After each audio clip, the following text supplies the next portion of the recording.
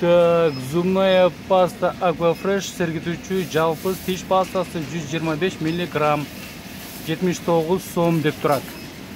Ал эми бул жерде баасы башка зубная паста көрсөтүлгөн. Ал эми бунун көлөмү 150 мг. Бул жакта 125 мг дейт. Бирок алынган чектин баасы болсо мынакей 75 сомго алынган, 79 сомго алынган зубная пастанын чыныгы баасы кассага барганыбызда 174 сом болуп чыкты.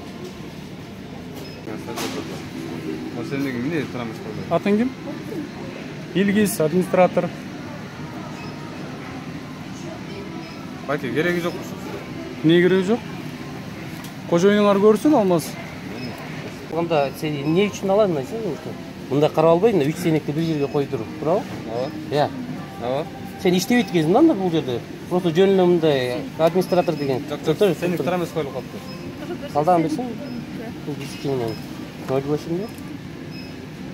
Мына виски бул чегибиз бар сатып алганбыз. Аны көрдүк, түшүндүк. Көрдү 79 сом. Эми тасеник менен эмени таам деп турсаңыз көрүп коеюн деле. Ой, Бул сенек бунуку экен да. Демек сенек бунуку экен. Мога да коюлуп калыптыр бул. Буга коюлуп калыптыр. Стажерлордун коюп салган да ошол. Стажерлорда ошол баасын койсо боло береби? Эми адам адашып калды. Кетип коңуз байке. Калды да, Aquafresh болот деп